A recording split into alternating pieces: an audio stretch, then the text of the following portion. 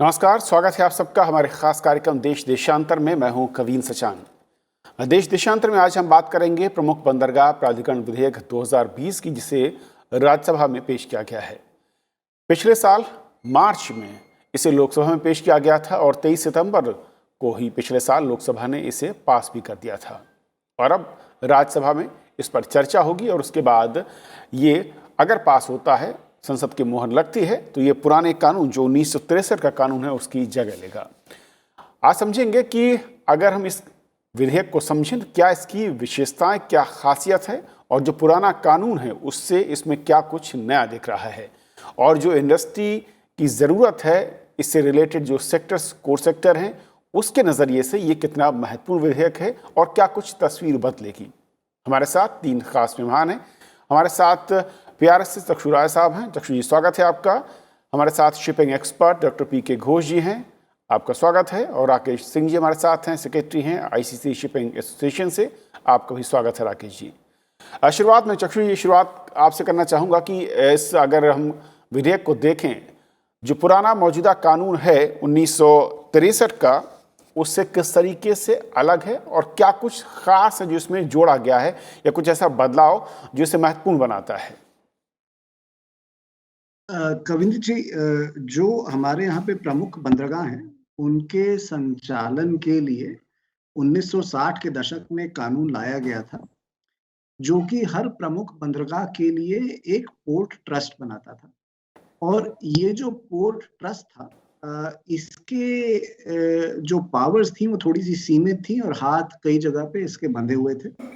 काफी सारे डिसीजंस को लेने के लिए इसको केंद्र सरकार की, इन पोर्ट ट्रस्ट को केंद्र सरकार की तरफ देखना पड़ता था।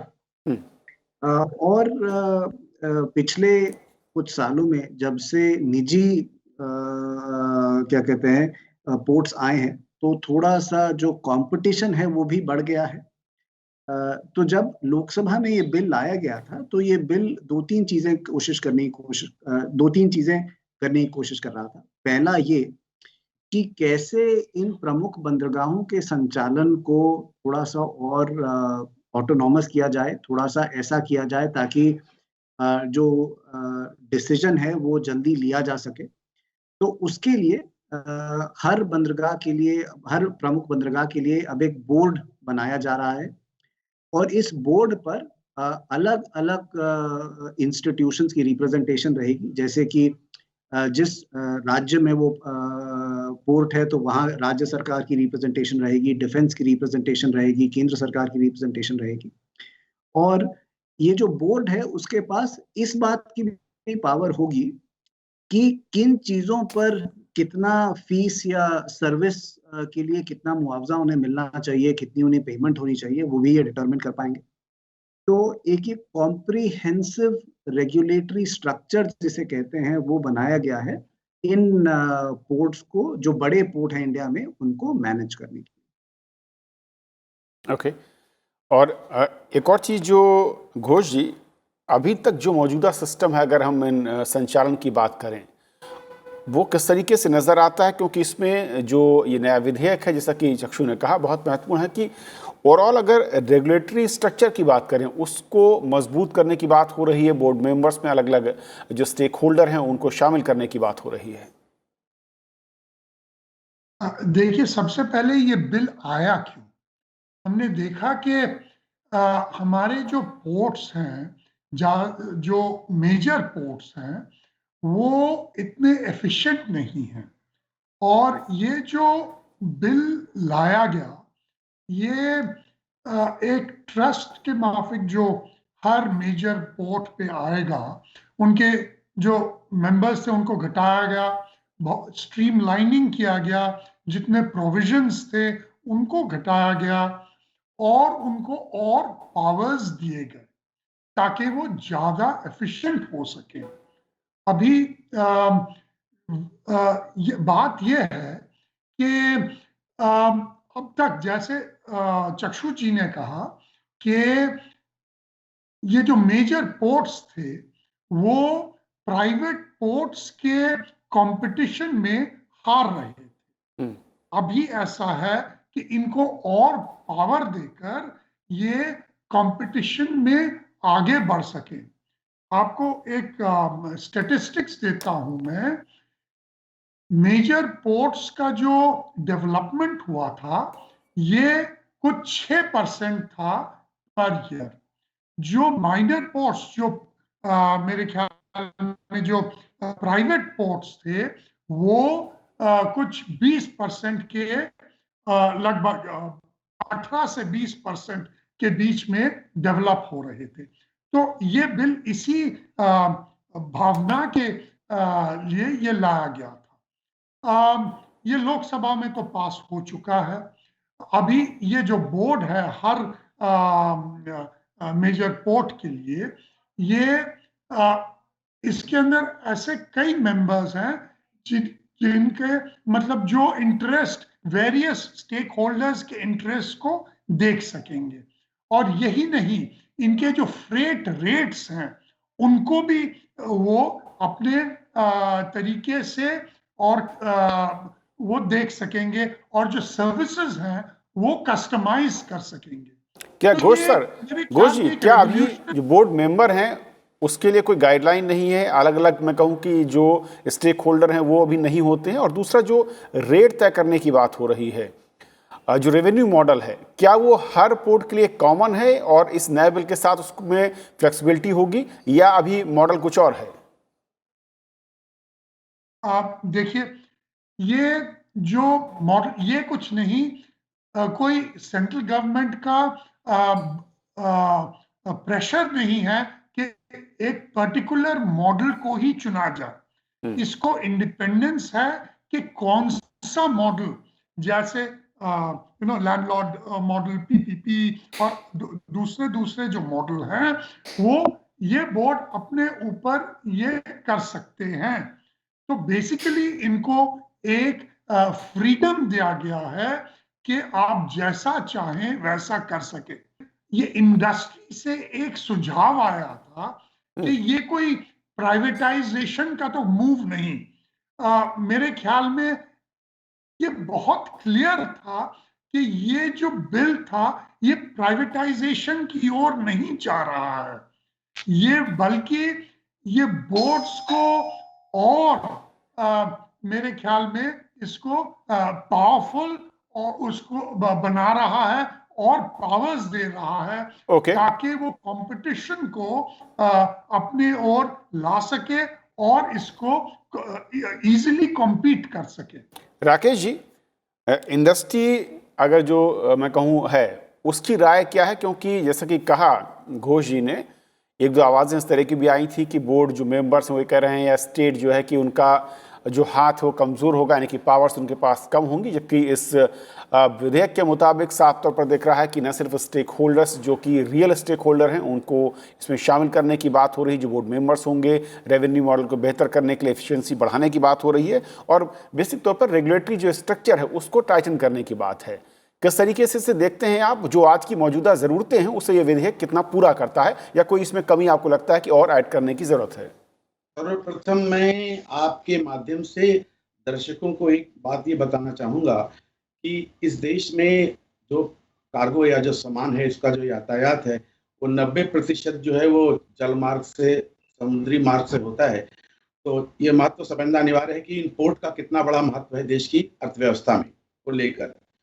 और दूसरा जो पॉइंट है वो कि वर्तमान में जो भारत के जितने समुद्री पोर्ट हैं उनकी क्षमता मोटा-मोटा मेरे हिसाब से करीब 1500 मिलियन मैट्रिक टन है पर एनम। और जो मैरीटाइम विजन है वो 2025 में इसको 2500 मिलियन मैट्रिक टन तक ले जाना चाहता है, यानी कि अगले 5 वर्षों में 1000 मिलियन मैट्रिक टन का इजाफा कैपेसिटी में पोर्ट्स की इंजेक्शन है।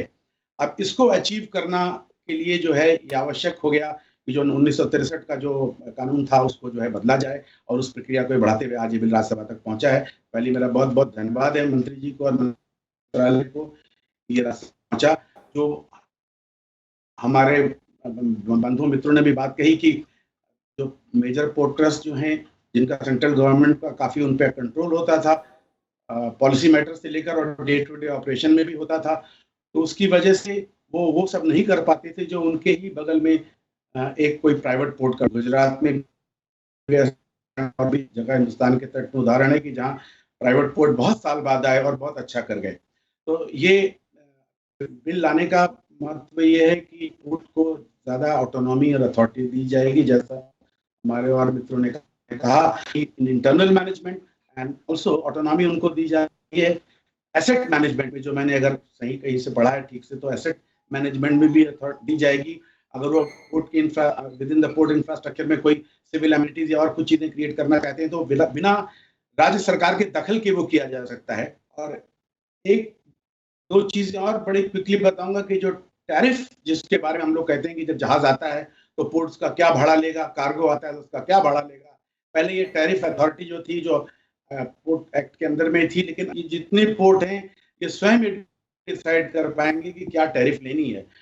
और एक और बहुत ही महत्वपूर्ण पॉइंट देखा मैंने, अब ये पोर्ट जो हैं ये अपना लोन फॉरेन बैंक और फॉरेन करेंसी में भी ले सकते हैं। ये विषय पे जो डिस्कशन जो है बहुत साल से चल रहा है। जब माननीय गडकरी जी मंत्री थे उन्होंने सुझाव दिया था कि पोर्ट जितने हो फॉरेन करेंसी में बहुत सा पैसा अपना अर्न करते हैं तो वो बाहर से क्यों नहीं लोन ले सकते, क्योंकि आपको मालूम है कि हिंदुस्तान में लोन लेने का जो ब्याज की दर है वो बहुत ज्यादा है कंपेयर टू जो बाहर मिल सकता है। तो ये सब चीजें जो है मैं देख रहा हूँ कि बहुत ही महत्वपूर्ण है। बट आई विश जो हमारी जो कि हम जिस बॉडी को रिप्रेजेंट करते हैं वो डोमेस्टिक शिप ओनर्स एसोसिएशन है, तो हम जो लक्ष्य हम देख रहे थे जिस अपने एसोसिएशन और शिप ओनर के पॉइंट ऑफ व्यू से, इस बिल में शायद कहीं एक अगर ऐसा भी प्रावधान होता, जितने पोर्ट ट्रस्ट हैं उनको ये बोला जाएगा कि कोई डेडिकेटेड कोस्टल या preferential birth for coastal vessels domestic trade में जो एम्प्लॉयड हैं वो उनके लिए भी कोई प्रावधान होना चाहिए था। अगर एक्ट में होता तो बहुत ही अच्छा। लेकिन राकेश जी, और जो पुराना कानून है, जैसा कि कहा घोष जी ने, ये महत्वपूर्ण है कि अभी जो ग्रोथ है, जो मेजर हमारे पोर्ट नज़र आ रहे हैं करीब 6% के आसपास है, बिल्कुल आंकड़ा इसी के आसपास दिखता है। और जो प्राइवेट पोर्ट है वहाँ पर 18 से 20% की ग्रोथ नज़र आती है। जो डिफरेंस है काफ़ी ज़्यादा है। क्या ये ऐसा है कि बहुत जगह से जो अब तक ये बोर्ड हैं पोर्ट के, उनकी परमिशंस, उनकी मैं कहूँ कि मल्टी विंडो सिस्टम है और नए कानून के ज़रिए उस पर कहीं फोकस किया गया है, या अभी भी वो कहीं रह जाता है थोड़ा? देखिए, ये बिल है तो ये एक्ट होगा। अब इसका जैसे बोलते हैं कि डिटेलिंग तो जब आगे रूल्स बनेंगे, अपने ऑटोनोमस बॉडी रूल बनाएंगी, लेकिन प्राविधान सफिशिएंट है। एक उदाहरण देखिए, कांडला के ही बगल में मुंद्रा पोर्ट है और इस वक्त प्राइवेट पोर्ट है, उसको ज्यादा अभी समय नहीं हुआ, 15-20 साल का वक्त हुआ होगा, इस वक्त नंबर 1 पोर्ट बन गया है। तो फ्रीडम, जितने नए पोर्ट प्राइवेट पोर्ट आ रहे हैं, जो बहुत महत्वपूर्ण पैरामीटर होता है पोर्ट का होता है कि डेप्थ क्या है पोर्ट। कोई भी नया पोर्ट अगर आप देखेंगे तो 17, 18, 19 मीटर से कम की डेप्थ का नहीं आ रहा है। अब हमारे मेजर पोर्ट को ड्रेजिंग के भी कॉन्ट्रैक्ट के लिए, ड्रेजिंग के भी डिसीजन के लिए अगर सेंट्रल गवर्नमेंट या मिनिस्ट्री की तरफ देखना पड़े तो एक वो इशू था जो शायद इसके बाद समाप्त होगा। जॉइंट वेंचर बाहर की पार्टियों से, यहाँ की पार्टियों से भी एक कॉम्प्लिकेटेड सा प्रोसेस था। तो मेरे ख्याल से कैपेसिटी एनहांसमेंट जरूर होगा और इनका भी रेट ऑफ ग्रोथ आने वाले समय में ही एट पार हो जाएगा, जब एक बार ये पूरी व्यवस्था जो है ये एक्ट बन जाएगा और ये व्यवस्था पूरी अपने रूप में आ जाएगी और कार्यरत हो जाएगी। घोष जी जी चक्षु बताएं। कविंद्र, मैं एक छोटा सा इसमें अपना एक पॉइंट कहना चाहता था। राकेश जी ने आपके एक सवाल का जवाब दिया कि पहले टैरिफ कैसे सेट होता था। तो पहले टैरिफ सेट होने के लिए राकेश जी कह रहे थे, और वो सही है, एक सेंट्रलाइज्ड सिस्टम था। कानून के अंदर ये लिखा हुआ था, 1963 का जो कानून था उसके अंदर लिखा था एक सेंट्रल टैरिफ अथॉरिटी होगी जो कि बताएगी कि हर पोर्ट का, हर जो पोर्ट है उसका टैरिफ क्या रहेगा, अलग अलग चीजों। अब ये जो फ्रीडम है, या जो आप इसे फ्रीडम कहें, आप इसे फ्लेक्सिबिलिटी कहें, अब ये हर बोर्ड के पास होगी। तो जो भी बड़ा पोर्ट है उसका जो बोर्ड होगा वो डिसाइड करेगा कि उनकी कंडीशंस के हिसाब से किस तरह की शिप्स उनके पास आती हैं, किस तरह का कार्गो उनके पास आता है, उसके बेसिस पर वो डिसाइड कर पाएंगे कि किस तरह का वो टैरिफ चार्ज करना चाहेंगे। हो सकता है उनका डिसीजन इस बात पर भी डिपेंड करे कि उनके आसपास के जो निजी पोर्ट हैं वहां पे क्या टैरिफ चल रहा है, ताकि उनका पोर्ट थोड़ा सा और कंपेटिटिव हो सके। तो एक तो ये चीज बड़ा बदलाव आया है। दूसरा बड़ा बदलाव ये आया है कि इससे पहले जब पोर्ट ट्रस्ट जो होते थे उनको जब मार्केट से अगर मान लीजिए फाइनेंस लेने की जरूरत पड़ती थी तो उनके ऊपर थोड़ी सी बंदिशें रहती थी। अब ये बंदिशें थोड़ी सी हट जाएंगी क्योंकि हर मेजर पोर्ट के लिए जो बोर्ड बनेगा वो नेशनलाइज्ड बैंक या शेड्यूल्ड बैंक से तो लोन ले भी सकेगा, बट बाहर के फॉरेन इंस्टीट्यूशनल इन्वेस्टर्स जो कि हमारे देश के कानून के साथ कंप्लाई कर सकते हैं उनसे भी ले सकेगा। इसमें एक छोटा सा प्रावधान ये भी है कि अगर 50% से ऊपर जो उनका रिजर्व है उससे ऊपर का वो लोन लेना चाहेंगे तो उसमें फिर उन्हें केंद्र सरकार के पास जाना पड़ेगा। जो इसमें तीसरी चीज करी गई है जिसके बारे में घोष साहब भी बात करना चाहेंगे, अब इस जो नया कानून आ रहा है वो पीपीपी स्ट्रक्चर को अलाउ करेगा।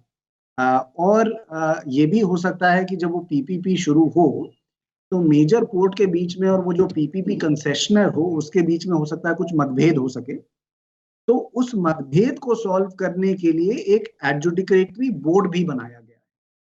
तो ये जो 3-4 चीजें की गई हैं ये थोड़ा सा रेगुलेटरी एफिशिएंसी, मेरा ये मानना है थोड़ा सा रेगुलेटरी एफिशिएंसी लाएंगी एग्जिस्टिंग लॉ के ऊपर। ओके गौर साहब, जो चक्षु ने कहा मैं इसी पॉइंट पर आना चाह रहा था, बहुत उन्होंने अच्छे से डिस्क्राइब किया है और इसका एक राकेश जी ने इशारा किया था कि पीपीपी मॉडल की बात हो रही थी और सरकार के अगर बजट के अनाउंसमेंट में देखें और इस अगर हम विधेयक को देखते हैं वहाँ पर भी इसका जिक्र नज़र आता है। वही मैं पढ़ रहा था कि कैसे आप देखते हैं कि अगर हम कम्पीट करना चाहते हैं जो प्राइवेट पोर्ट हैं जहाँ पर ग्रोथ रेट 20% के आसपास 18 से 20% के आसपास है, पोटेंशियल के नज़रिए से अगर हम मेजर पोर्ट्स की बात करें यहाँ पर पोटेंशियल काफ़ी ज़्यादा है, और क्या महज जो मैनेजमेंट है उसको कसने से ये बदलाव नज़र आने वाला है या पीपीपी मोड के बाद हम उस टारगेट के करीब पहुँचते हुए नज़र आ सकते हैं?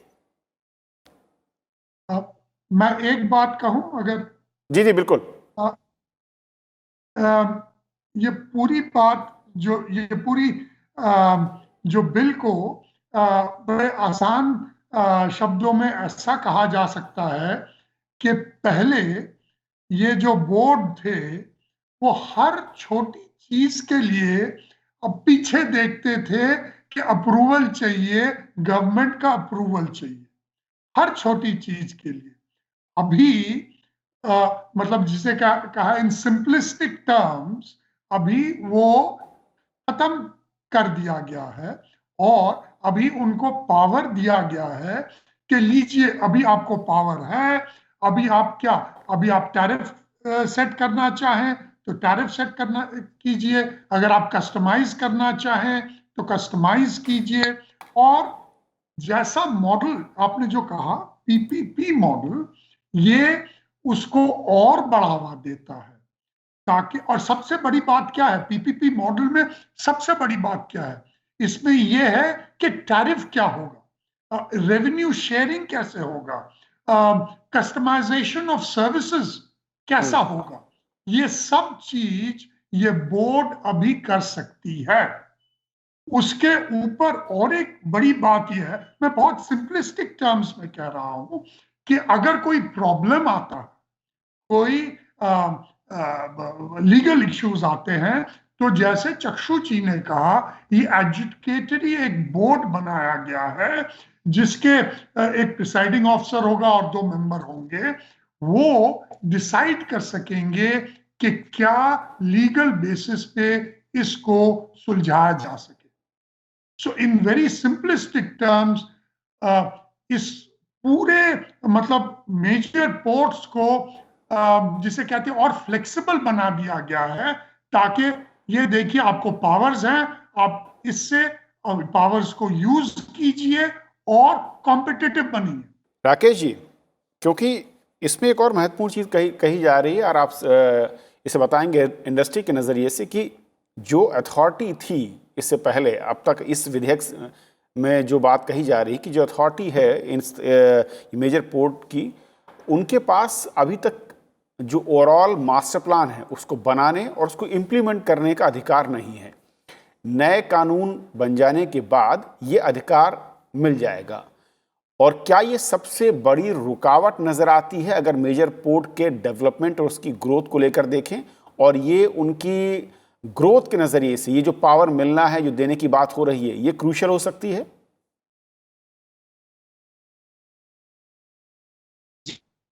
जी, मैं आपको एक उदाहरण देता हूँ मुंबई पोर्ट का। मुंबई में ये मानना है कि मुंबई पोर्ट ट्रस्ट जो सबसे बड़ा प्रॉपर्टी ओनर है, और इस विषय में बात चल रही है कि मुंबई पोर्ट के अंदर में जो जमीन है उसको कैसे, जो प्रोविजन नए एक्ट में है मास्टर प्लान डेवलप करने का, उसको कैसे डेवलप किया जाए, क्या पार्ट ऑफ द लैंड को मोनेटाइज कर सकते हैं या दूसरी amenities, infrastructure related amenities clear कर सकते हैं। बट वो मैटर बहुत से कारणों से, सिर्फ ये कारण नहीं है, उसकी वजह से आज तक वो नहीं हो पाया है। और जो नया जो बिल जो जा रहा है जिसमें प्रावधान है कि ये पूर्ण रूप से पोर्ट अपनी पोर्ट लिमिट के अंदर में जो उनका जो एरिया है, जो पोर्ट, उसमें वो कोई भी प्लान बना सकते हैं बिना किसी स्टेट गवर्नमेंट के परमिशन, बोर्ड के इन्वॉल्वमेंट के। वो सही है, बट किसी न किसी समय आने पर अगर वो कोई मास्टर प्लान बनाते हैं तो स्टेट गवर्नमेंट का सपोर्ट और कॉर्पोरेशन भी चाहिए होगा। आप अपने आप में हम चार दीवारी के अंदर कोई हैं, क्योंकि उसकी कनेक्टिविटी भी तो चाहिए होगी, तो वो चाहिए होगा। बट फिलहाल जैसा शुरू से कहा जा रहा है कि ये हमेशा जो पोर्ट अथॉरिटीज के उसमें चेयरमैन जो भी होते थे वो बोलते हैं they look over their shoulder to joint secretary port, तो शायद अब वो खत्म हो जाएगा और उनका वो कंप्लेन की प्राविधान है, आपको सारी जो पावर थी वो दी गई है और आप जो है अपना काम कीजिए, जहां जरूरत पड़ेगी सेंट्रल गवर्नमेंट की वहां बाय लॉ और अदरवाइज दे विल हेल्प और इंटरवीन, और अदरवाइज कर सकते हैं। तो फर्क पड़ने वाला है। पता है, सॉरी, कि मुंबई पोर्ट का ऐसे उदाहरण दिया कि बहुत बड़ा क्षेत्र मुंबई पोर्ट का है जो कि शायद अब वो पोर्ट के लिए यूटिलाइज भी नहीं हो सकता है, उसको बहुत सारी वेयर हाउसिंग, लॉजिस्टिक्स वगैरह के लिए यूटिलाइज कर सकते हैं, जो नहीं हो पा रहा है। तो ऐसी अपेक्षा है कि इसके आने के बाद उसका इस्तेमाल हो सकेगा और चीजों के लिए।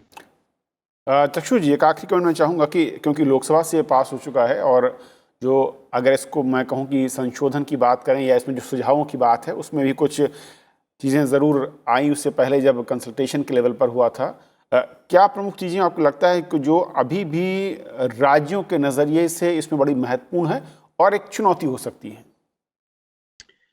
कविन जी, राज्यों के नज़रिए से दो तीन चीज़ें इसमें देखने के लिए रहेंगी। एक कि जो नया बोर्ड जो इस कानून के अंदर बनेगा, उसमें बोर्ड पे एक प्रतिनिधित्व राज्य सरकार का रहेगा, एक प्रतिनिधित्व रेलवे का रहेगा, एक प्रतिनिधित्व डिफेंस का रहेगा, कस्टम्स का रहेगा, कुछ इंडिपेंडेंट मेंबर रहेंगे और कुछ पोर्ट ट्रस्ट के एम्प्लॉइज का भी रहेगा। तो जब ये बोर्ड फंक्शन करेगा तो इस बोर्ड की फंक्शनिंग में जो भी डिसीजन है वो तो मेजॉरिटी के उस पर लिया जाएगा, बट उस डिसीजन मेकिंग प्रोसेस में राज्य सरकार के प्रतिनिधि अपनी कितनी बात रख पाएंगे और कितना वो अपने राज्य सरकार का प्रतिनिधित्व कर पाएंगे कि राज्य सरकार की क्या प्रायोरिटीज हैं, क्या किस तरह से राज्य सरकार उसके बारे में सोच रही है, वो एक चीज देखने के लिए रहेगी। एक मेरे ख्याल से इसमें थोड़ा सा जिसका इशारा घोष साहब भी कर रहे थे, राकेश जी भी कर रहे थे, वो ये है कि ऑपरेशनल इंडिपेंडेंस जब पोर्ट्स के पास आ जाएगी तो उस ऑपरेशनल इंडिपेंडेंस का कैस्केडिंग इफेक्ट क्या हो सकता है। क्या जब डिसीजंस जल्दी लिए जाएंगे विल दैट, जिससे शायद कुछ बढ़ोतरी होगी, या फिर डिसीजन लेने में अगर क्लैरिटी रहेगी, घोष साहब ने कहा, सिंह साहब ने कहा, बार बार पीछे मुड़ के नहीं देखना पड़ेगा कि अप्रूवल कैसे लेनी है, कब लेनी है, कब आएगी, कब नहीं आएगी, तो इसका जो लिंक है वो राज्य सरकारों के साथ भी रहेगा, क्योंकि पोर्ट कितना अच्छा कर रहा है उससे राज्य सरकारों की भी इकोनॉमी पे फर्क पड़ता है। बिल्कुल, because they are a contributor in that area.